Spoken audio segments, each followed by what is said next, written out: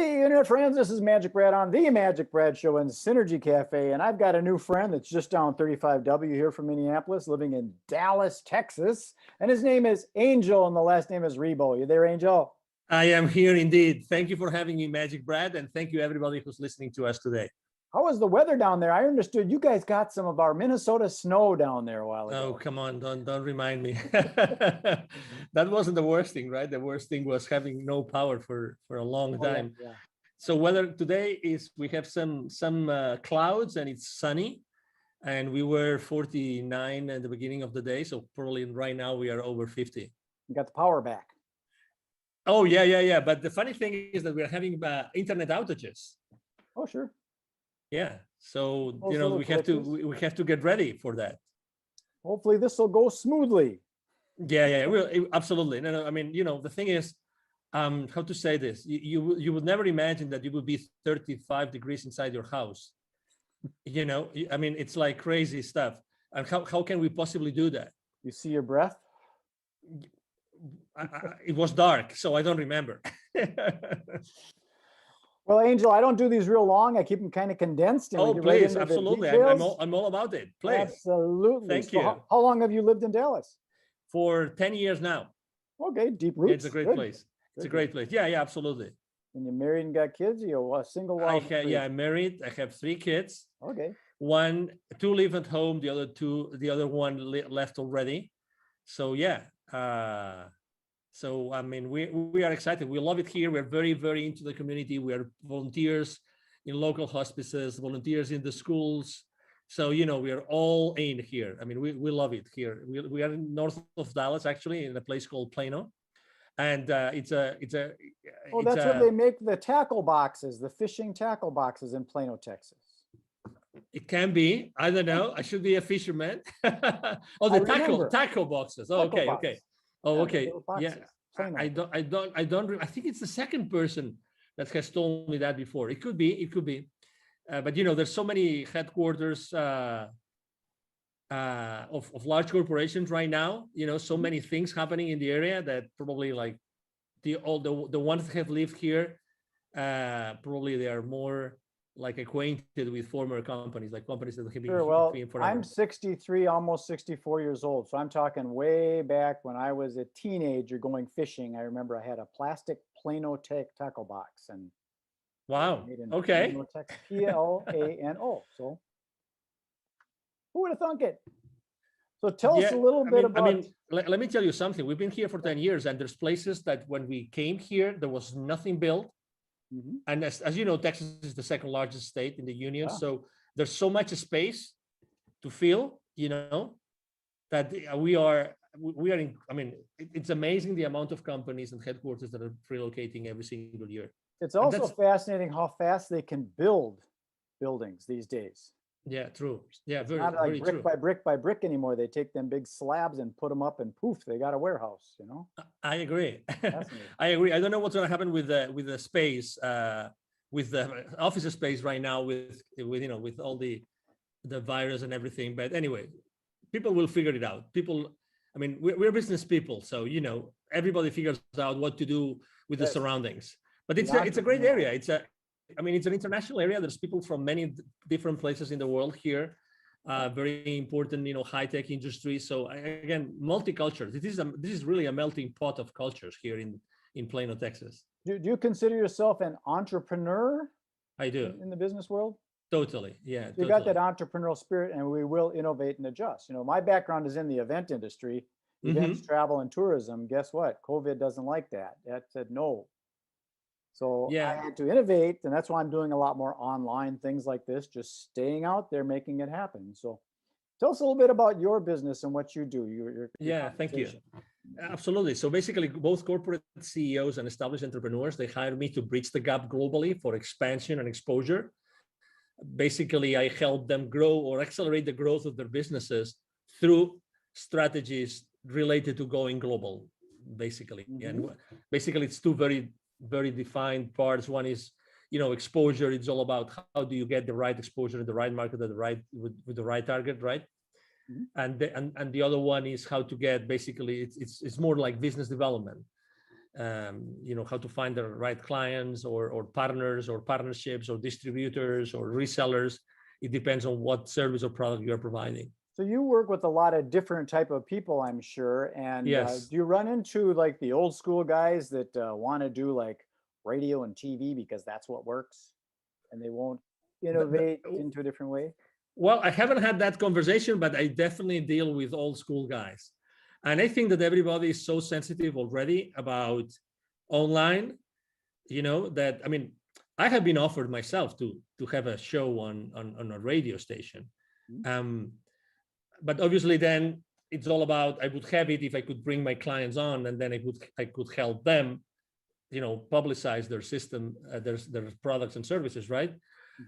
So it all depends. It all goes down to the audience that you are serving. But I think that right now, even the older schoolers are really, they know that they have to be online. And to that purpose, actually, I use LinkedIn extensively.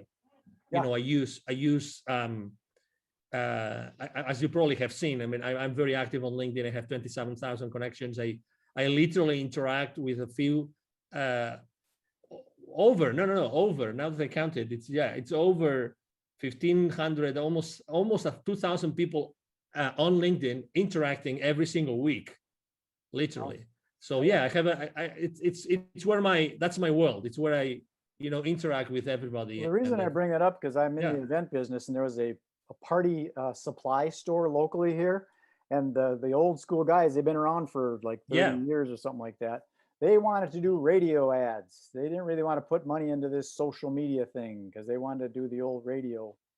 And you could take that money and you can really put it into a much better place online these days when you understand that kind of thing. Some don't. But it's a great way of thinking still, because so the question that I like, I'm not the person that asks, can we do this or can we do that? Like, close-ended questions. I'm more the kind of guy that asks my clients, my partners, I ask, how can we? Yeah. And I think that at the end of the day, the main reason why they wanted to be on radio shows or let's say the classic radio, is because of the human touch. And for instance, the other day I was having a conversation with an entrepreneur.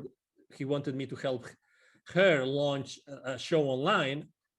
And actually we ended up thinking of how do we make this show online as the old radio shows in which people they would never miss the show. They already knew at what time it was every single week. Right. And they wanted to be there, and they wanted to make phone calls to the show and actually ask them questions live, right. These kind of things, and then the radio shows were many different things, but number one, they were informative, but more importantly, they would accompany you, right? They would be your buddies. You know what I mean? If you felt kind of alone or you didn't know what to do, you would go to those programs because you like the host or co-hosts, right? And it's a place where you wanted to be heard and you were curious about the questions of others. So if you realize this, it's like, how do you keep the human connection alive, having an online interaction? That's the question I'm answering myself for my clients every single day. That's exactly what I do. Yeah, it's the human engagement, and like you said, the Q&A kind of thing where you're actually talking and solving problems, and so it might be more applicable. So it's always good to ask those open-ended questions, the who, what, where, when, how, why, to get information in rather than saying this is the way it should be. Yes, sir. Exactly. Are there any specific niches that you work in? Do you work in like that's a great question. Real estate? That's a great question. To be honest, historically, I was working with literally every single industry. Today, it's more related to the mindset of the owner, CEO, entrepreneur, more than to any industry. I really don't think there's any industry I have not worked. To be honest. So you prefer to work with the owner operator rather than going through the red tape of the committee and the board and all that kind of stuff? No, that's a great question again. No, I don't mind, because I'm good. I'm good physically. Let's say I like to have the face-to-face, Yeah. So that's where I am really, I mean, if I may say, right, humbly speaking, good at. I'm good at being face-to-face with people, talking to people, listening to people, and understanding what they want so that I can provide them with what they need. So to your question, I really like when there's a structure already in place, because that makes things easier. But Sure. that's for corporations, right? But I work a lot with entrepreneurs. So, it's all about the mindset of the person you're working with rather than the kind of company, either size or industry, really. Sure. Yeah, because sometimes people are concerned about their competition, Yeah. and maybe there is no competition. You're just in your own lane. Depends on how Yeah. fast you want to drive. But yeah, and that's one of the reasons why, for instance, last year here in the Dallas business arena, I was helping an accelerator with their entrepreneurs and startup owners. And we did a couple of webinars throughout the year, last year, about pivoting in times of crisis. And a lot of entrepreneurs, while pivoting, is like you are starting over your business, right? Somehow. So they were afraid of, oh, is there competition or there is no competition? I think that's the wrong question, very, very humbly speaking, okay? I think that's the wrong question. The thing is, I mean, do I really like what I'm going to do or to sell? Mm-hmm. Do I have the expertise? Is there an audience for this? And are they going to pay for it? If you're able to answer those 4 questions, then the competition really becomes irrelevant. Because right. If you're able to do yourself, you're able to do something better than the competition, if there's competition, then you're going to thrive. So the question is rather not if there's competition, is how can I differentiate myself? And again, I also believe that the same way I told you before that I don't pick like industries, or I don't pick company sizes, or profiles. I pick mindset. I think it's the exact same way. I think that even if you provide the same service as someone else, I think that you are going to be, there's still going to be an audience, because people will like you as opposed to someone else. You know what I mean? I agree. So let's say you and I, we both provide the same service. By nature, there's going to be people that naturally will be attracted to you, and other will be attracted to me. Sure. Just because of who you are, even because of your physical appearance, the way you speak, your accent. I mean, there's so many variables. I mean, your experience in life, right? There's so many things. I agree. So that's why I think that it all depends on how badly you want to do this, how really enthusiastic and passionate you are about providing a specific service or selling a specific product, rather than the competition. I'm very skeptical about cutting someone's wings because of the competition. Very skeptical. Yeah, I've never really understood the competition in business, because if you look at it, McDonald's and Burger King and Coca-Cola and Pepsi are still there, so nobody's won. There is no goal. There's no end goal like there is in a sports game, where there's a goal and a time that runs out. And there are more and more. It's funny that you mentioned this, because if you go to the central markets or to the Whole Foods markets and these places, you will see that there's probably like 4 or 5 more brands of cola, of cola, refreshment. Yes. There are already. And if you go, actually, I remember when I was still living in Latin America 11, 12 years ago, there was actually a very, very popular soda brand that was from Peru that was competing head to head with both Pepsi and Coca-Cola. And that was, again, 12 years ago, and they started 20 plus years I'm in ago. agreement with that. I think it's, if your mother and father competed, you wouldn't be here. Exactly. You got to work together. Which ends up, which eventually takes you to a place where, okay, so how can I collaborate as opposed to compete? I agree. Maybe so that's why there are so many ways. There. I'm building out a thing called the Synergy Collaborative, because that's what it is. It's working together. Figure out how can we don't want to take and share the pie, but let's make a bigger pie. So let me tell you something. So every time I speak about the main mistakes that entrepreneurs make when they start their own journey, collaboration is one of the main mistakes. Number 1, because it's a blind spot for them. And number 2, because they are afraid of it. And number 3, because they're not able to do it. They don't know how to do it. It sounds crazy, but if you analyze it, and you said it great, Magic Brad, we are not taught on how to collaborate. How many subjects did you have? How many periods did you have in your elementary or middle or high schools about collaborating. What's the right way for collaborating? Well, our brains are functioning with the left and the right. So we already got that good and evil and the black and white and the separation. You got to realize that there is a gray. Yeah, but also again, how do you collaborate? How much do you give and how much do you expect in return? Mm-hmm. So it's funny, but I really believe that we are very bad in collaboration. Very bad. I agree. It's an you kind of wonder, okay, I put in, 100 hours, you only put in 70 hours, and how come we're splitting 50-50? Yes. So I understand our mind thinks logically like that. Yes. I have another question about who do you serve? Are you in a specific geographic area? Do you prefer the United States, North America, or is it global? Doesn't matter to you? Yeah. So I've had in the last 5 years of my business, I've had clients in Europe, in Latin America, in Asia, in Australia, in Canada. So I have customers all over the place. So when it comes down to, helping companies go global, there's really, I take clients from almost everywhere in the world. Right now, actually, I'm working on two projects, and one of them is in Asia, like large expansion projects.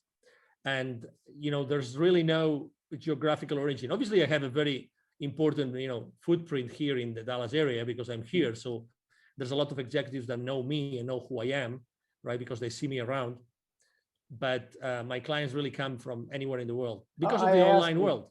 Because some of the things that I'm working on, it's hard for me to work with someone over in Singapore or Bali, Indonesia, because the calendar is so flip-flopped. We're going to meet on Monday, but guess what? It's Tuesday there. Yeah. So I try and stay in the central time zone as much as I can, but to each his own, Yeah. I just had a conference call video conference call at 9:30 a.m. here in Central, and it was really late at night for them. But we try to compensate. We try to do like late for me, late for them, late for me, late for them. So we try. I like the way you operate because it's kind of doesn't matter because over on the other side of the planet, you got early morning people and they got late night people. It depends on the vibe and stuff. So it sounds like you're very open to whoever wants to work with you. I am. Done. Yeah. That's true. So yeah, typically, I have to say I work a lot of hours. A good day for me is a day in which I have a 2 or 3 hour break in the middle. Okay. So I see my day in 2 big chunks, really, because of that. So, so I have a big chunk in the morning, starting really early.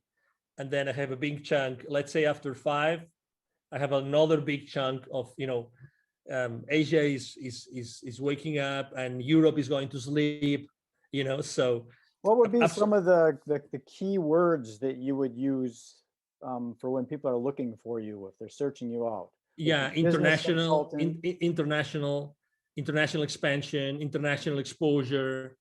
I am an influencer, so actually I'm a very strong business to business influencer or business to consumer, because the profile of the 27,000 connections I have on LinkedIn, I told you before, I engage with more than 1,500 every single week. So because of the nature of what I do on LinkedIn, I'm an influencer there. So I am a LinkedIn strategist, a LinkedIn influencer. Okay. Let's say a global expansion. Those would be the keywords. Yeah, LinkedIn is a whole nother world. I got a friend locally here that wrote a book on it. He calls himself the LinkedIn rock star. Mike O'Neill. I don't know if you know that name. I've heard his name. Yes. He's definitely a Mike O'Neill. Okay. Lives here in Minneapolis, used to be out in Denver, but he's really heavy into LinkedIn Navigator and helping lead generation for his clients. That's what that's good. Generation through LinkedIn. I do a lot of that. Magic Brad. A lot. It's a big world out there, Angel. It's a big world. Yeah, it's a big world, but it's becoming smaller and smaller. Well, I think it's important to, sometimes niche down. Myself, I'm working on what I call narrowcasting rather than broadcasting. Yeah. Trying to stay within the central time zone so that we're all working on the same time frame. And in the event industry, so I'm specific to the event industry, ideally right here in the Twin Cities. So suppliers of events and people that plan events. So I'm pretty niche down, but inevitably you get into this, oh, that looks interesting. I should sell that software to real estate agents. And you get lost sometimes. Yeah. You gotta put the blinders on and stay focused. Yeah, I agree. I have a hard time with that. Yeah. So tell us, how do we get a hold of you if someone says, that sounds interesting, I want to expand my business globally? How do we get a hold of that angel guy? Thank you. Absolutely. So it's very easy. As I said before, I'm actually very active online. So it's going to be, if you Google my name, you will see all my social media outlets and posts every single day, every single day. Right here, Angel Ribo. Thank you. Yeah, that's my LinkedIn profile. Right Thank you. there. If it looks like that, that's where you go. Exactly. Thank you.